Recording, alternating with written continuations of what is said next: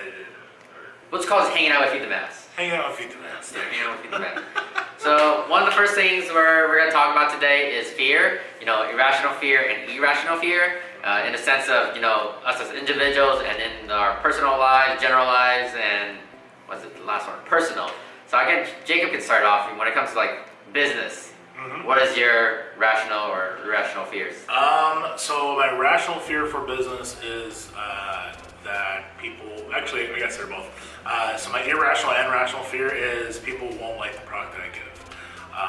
But I think when it comes to like fears, we have to understand that they are all taught to us. We don't really have a situation where they are like we naturally are afraid of things.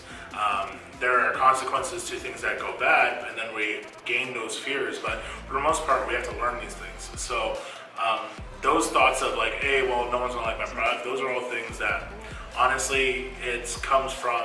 I would say, what is the word? Low self-esteem, low self-confidence. That's pretty much where all that like fear comes from. Because when you started your business, everyone that like you went through a couple venues to actually be like, hey, is this something that people will like? You did your research. You were like, okay, this is what the market's looking like. These are things that people are, that do the exact same thing. These are what they're looking like. And so there's clearly a reason why you have your product. The whole situation of like, oh, people aren't going to like my product. Well, that's all about really you. I mean, is it something that you can work on? Sure. Is it something that like you have to be afraid of? No. I think it's one of those things like fear actually brings the best out of people. Do you think Tom Brady was scared? You bet he was. Did he lose? Yes. But I think that's part of life. So, sorry, sports analogy. But yeah, go Eagles. But no big deal, no big deal.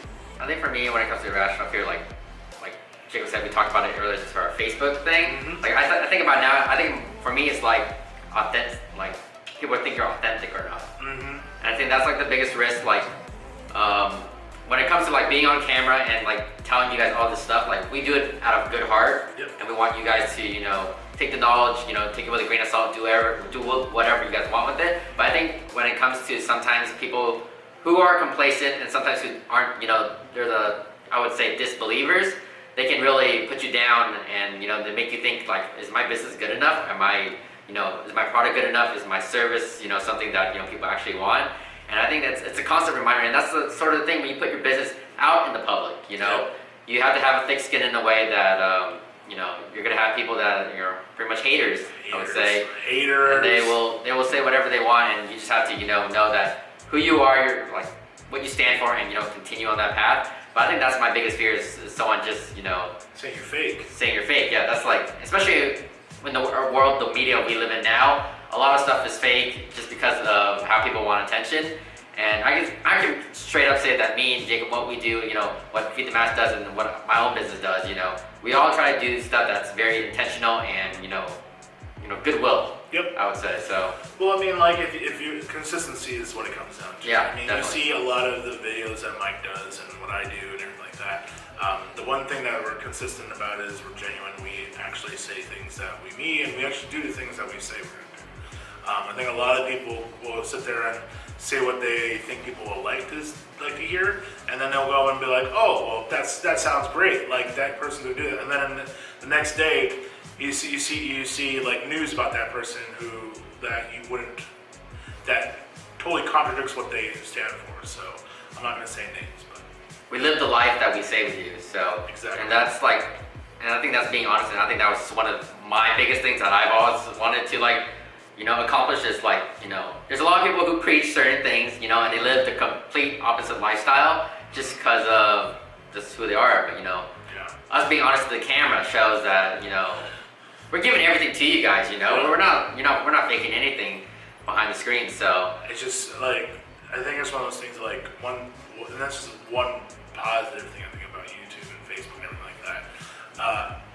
It's one of those things like, we don't get paid for this. Well, I don't get paid for this. But it's a situation of like, if we could have just spent the rest of this morning just cleaning up and been out of here and had an early day, but we literally did our live video with Facebook, finished our recipes, Then we came out here and did a video, and we're not getting paid by the hour to do this. Like, we are just doing this out of goodwill, out of hoping to give you information to hopefully inspire you to do, the next step in your journey.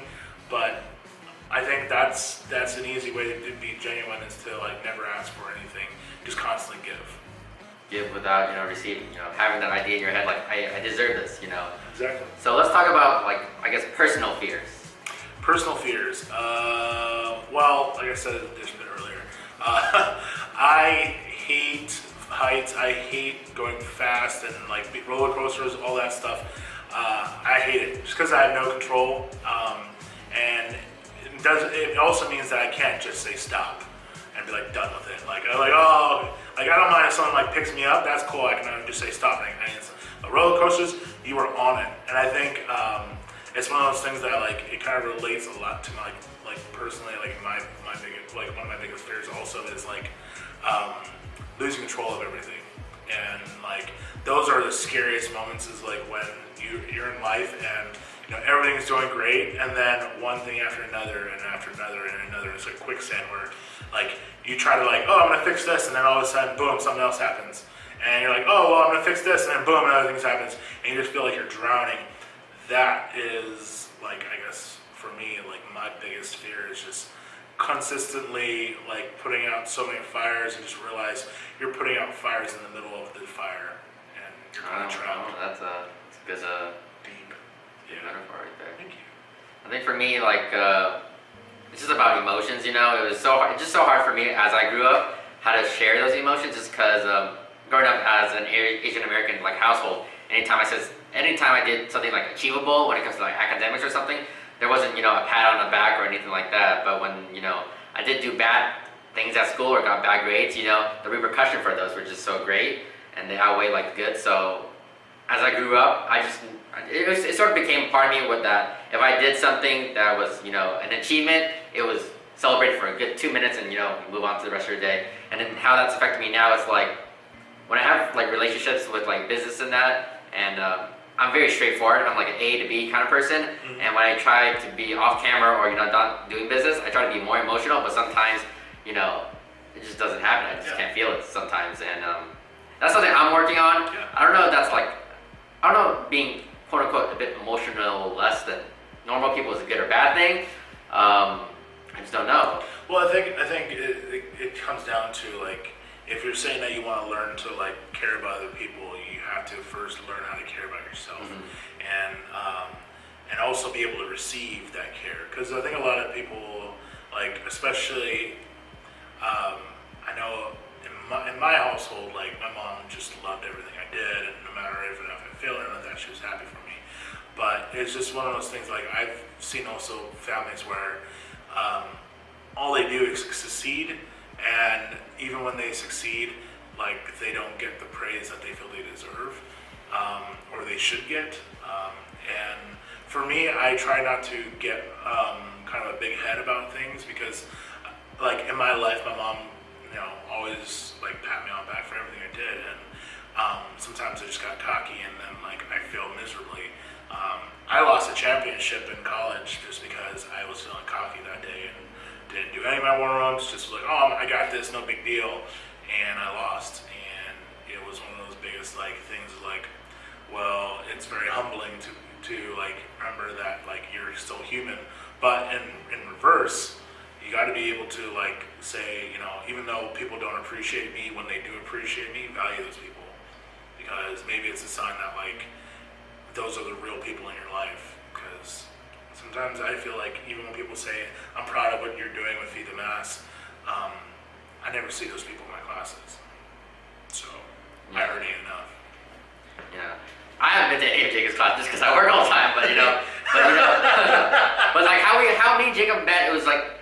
It's almost like a quote-unquote love story, He hit me up on Instagram, I hit him up on Instagram, and it was just like, he had this great idea, I had his network, and I wanted to do the same thing exact like him. Mm-hmm. And then we put it all together, and we're like, now we're trying to create something that is, influential in both like the physical world and also the virtual world that you guys are watching on now, giving these talks, and we just want to help other people and do good. That's like at the end of the day, we're both gonna eventually die and grow old anyways, Exactly. So, and we can't take money with us.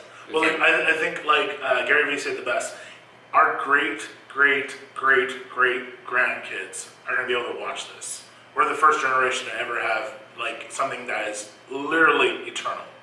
That's Like very true. our great grandkids, and if they see it right now, I want to say I love you guys because you guys are awesome for even watching this. But still, it's like it's kind of crazy. Like we can It's a big change of history. It's a big change of history, and I think It's history that you can like it's there forever. You know, it's not like a tornado hits and the picture's gone kind of thing. yeah, You know. exactly. So yeah, it's pretty cool. I think it's an amazing situation that we're in, but I think it's like you said, we can't take money, we can't take our classes, we can't even take other people with us. So just cherish it, and, like try to pass on a legacy. Because I may walk out the street, get hit by a car today, and this is my last thing I tell people. You know, love each other, take care of each other, and don't be afraid to love each. Not saying like love in a sexual sense, but like love each other to the point where you know it doesn't really matter if you're receiving the love. It's just the fact that like you understand that it's more important to love other people And every day. every day, Yeah. and don't be afraid to talk to people. Like that was one of the fears we were talking about earlier. Was just like being afraid to talk to people and saying hi and being polite and being cordial. We lost that as a culture.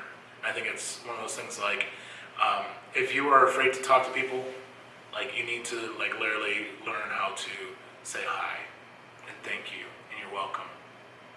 That's just learn those 3 words. That's all I'm gonna tell you. I guess we're done here. You can sign us off as always. Thank you guys for everything. Make sure you guys follow us, subscribe to it, everything, you know, Facebook, Instagram, Twitter, even LinkedIn right now. Also, if you guys want to come check out our class, go to feedthemass.com. And of course, God bless. Woo!